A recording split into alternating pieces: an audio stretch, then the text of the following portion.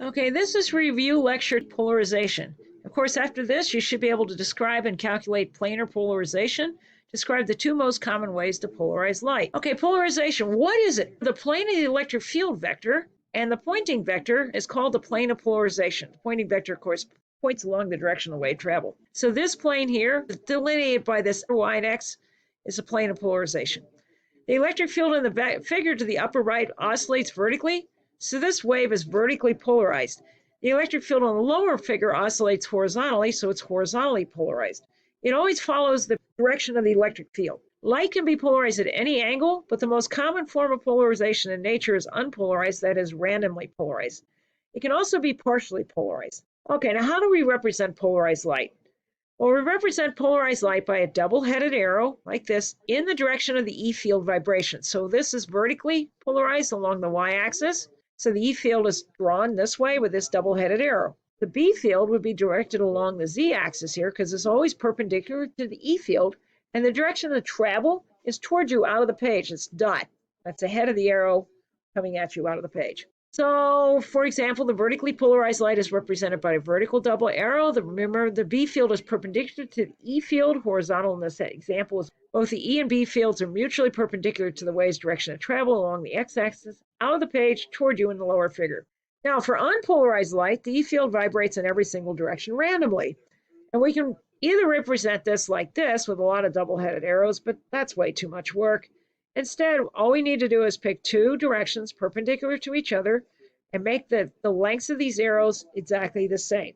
So it's just like breaking the E field vectors into components and adding them all up to find the X components and the Z components. For unpolarized light, the length of the two double-headed arrows would be equal. And do remember the B field is always perpendicular to the E field at all times, but so that means it's also randomly vibrating in every direction, but they're always perpendicular to each other. So both the E and B fields are mutually perpendicular to the wave's direction of travel along the x-axis out of the page toward you in the figure. So they're coming right at you out of the page. That little dot there in the center is the head of the arrow. Now, in partially polarized light, the E field will vibrate in every direction randomly, but it still has a preferred direction. And we represent this with two perpendicular arrows, double-headed arrows of unequal length. The longer arrow will be in the direction of the slightly preferred direction.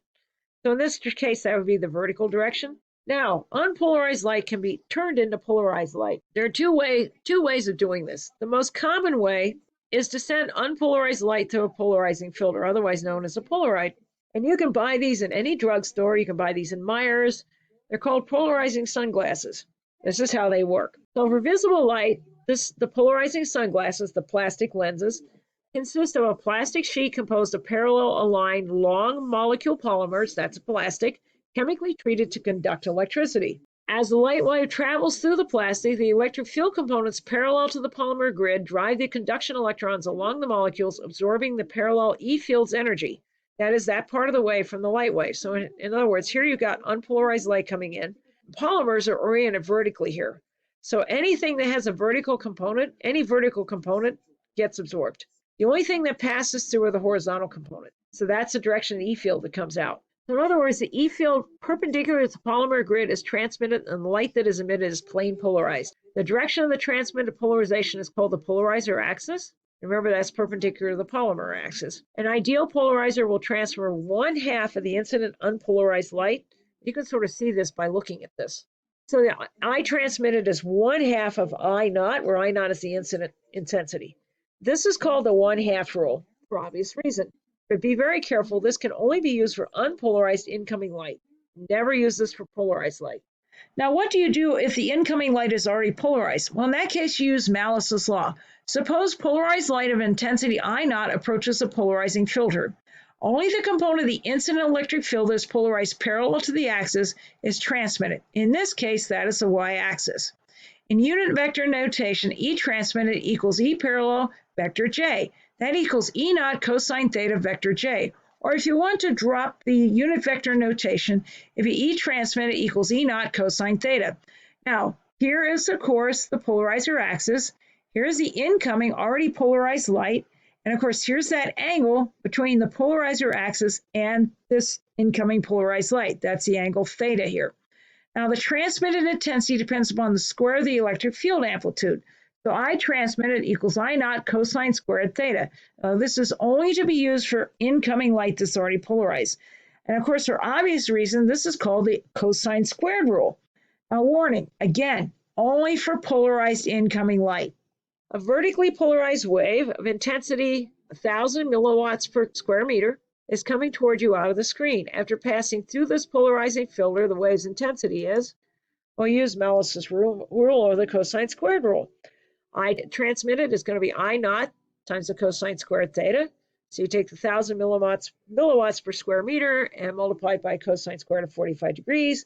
That ends up being 1/2, or 5 milliwatts per square meter.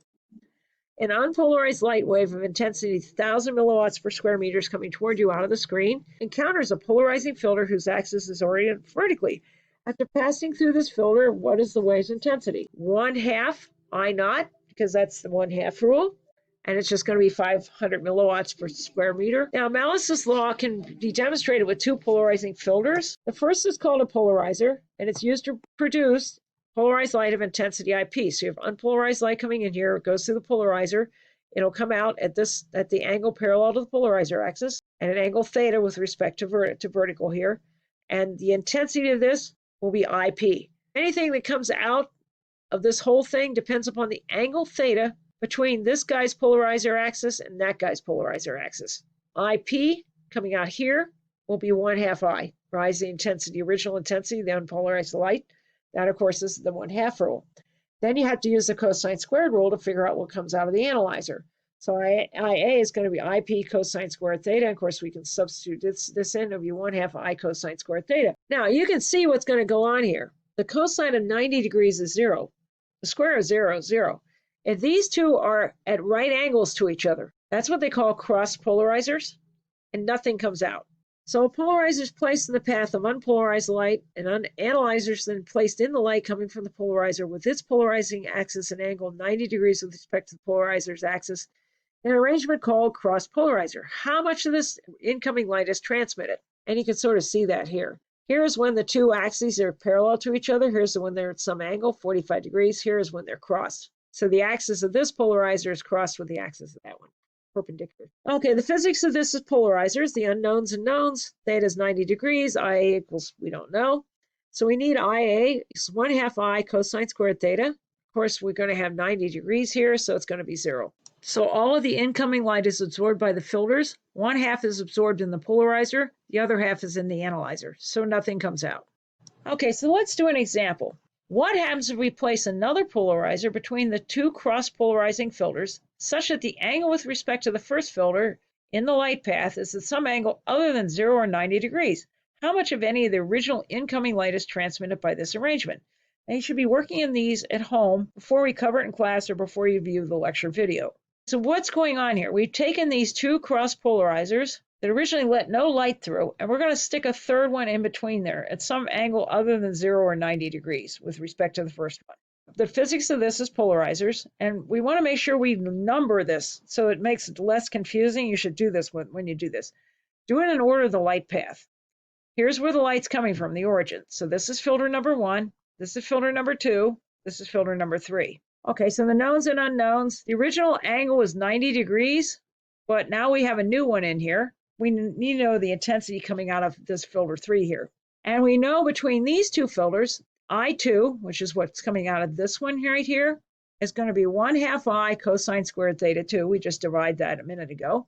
I3, which is what comes out of this filter here, is going to be I2 cosine squared theta 3. We put this together, we have 1/2 I cosine squared theta 2 cosine squared theta 3. Since the next filter takes its light from the ones upstream of it, you end up with a series of factors, one for each filter. The first one is the 1/2, due to the fact that half the incoming unpolarized light is killed by the first polarizer. The second are all cosine squared theta. These angles are all relative to each other. So in other words, it's relative to the angle between the polarization axis of two adjacent filters. Now what happens if we put a number in here? So we're going to make this angle with respect to the first filter 60 degrees. All right, so we have the same thing we had before. Remember, filter 1 is here in the light path, filter number 2 in the light path, and filter number 3 is the third one in the light path. And now we have a 60-degree angle in here with respect to the first one. It means makes a 30-degree angle with respect to the third one. So the axis of filter number 2 makes a 60-degree angle with the axis of the first filter and also makes a 30-degree angle with the axis of the third one. So theta 2 is 60 degrees, theta 3 is 30 degrees, and I3 we're trying to find. We have the formula I3 equals 1/2 I cosine squared theta 2 cosine squared theta 3. If we plug in our numbers, 60 degrees and 30 degrees, we wind up with 9.38%. Now, the best arrangement for transmission would occur when the angles are 45 degrees. Then I3 would be equal to 12.5%. Now, you want to look at this. It's kind of interesting. You've got unpolarized light coming in. If it hits the first filter, you lose half the light in the first filter, and the light comes out vertically polarized. Hit the second filter here, and assuming there's a 45-degree angle here, which is the best case, you'd wind up with it polarized at 45 degrees. It's being twisted. Then you hit the third filter. Originally, nothing came out of this filter, but now 12.5% of the original light comes out of the filter, and the light is now horizontally polarized. That's pretty cool. This is polarization by reflection. Generally, light reflected from a surface is at least partially polarized in the direction that's parallel to the reflecting surface. You've probably noticed this and not even known what you were looking at. You're driving on a bright sunny day, and the windshields of the other cars glare into your eyes. This is what you've witnessed. Or you're on the lake, and the lake is really calm, and you see that glare. Okay, it's very annoying. Okay, so as the angle of incidence is varied, there will be one angle that will cause the reflected and refracted rays to be perpendicular to each other. So what's coming in here is you've got incident unpolarized ray representing by arrows going in this direction, and of course the dots here are the arrows coming towards you and away from you. So that's the crossed arrows, equal crossed arrows. It comes at a certain angle, theta naught, and it's interacting with a medium with a different index of refraction than the original medium. Part of this will be reflected, and part of it gets refracted. When you have a certain angle, you end up with the reflected rays entirely plane polarized. And this occurs when there's one angle that will cause the reflected and refracted rays to be perpendicular to each other. So in other words, there's a 90-degree angle in here between the refracted rays and reflected rays. And it's really hard to say refracted and reflected, especially 50 times. And very confusing, so be very careful to read this in test questions. At that point, the reflected ray is totally plane polarized in the direction that is parallel to the reflecting surface, and that's represented by these dots here. Those are the arrows that are into the paper here, parallel to this air glass interface. Now, what happens? The missing component ends up in the refracted ray, and the refracted ray gets partially polarized. This angle of incidence is Brewster's angle, theta b, and since theta b plus theta r equals 90 degrees, we can use Snell's law. N1 sine theta b equals N2 sine theta r. We can substitute in, and we wind up with N1 sine theta b equals N2 times the sine of 90 degrees minus theta b. And of course, that equals cosine theta b. You take the sine divided by the cosine, you wind up with the tangent. So theta b, which is Brewster's angle, will be the inverse tangent of N2 over N1. Polarizing sunglasses take advantage of this. They reduce glare, because the strong polarization of light that's reflected from surfaces, especially horizontal surfaces, can cause extremely annoying glare from those surfaces on sunny days. Since this light is strongly polarized in the horizontal direction, the use of glasses with vertical polarizing filters block the glare. And these glasses are called polarizing sunglasses.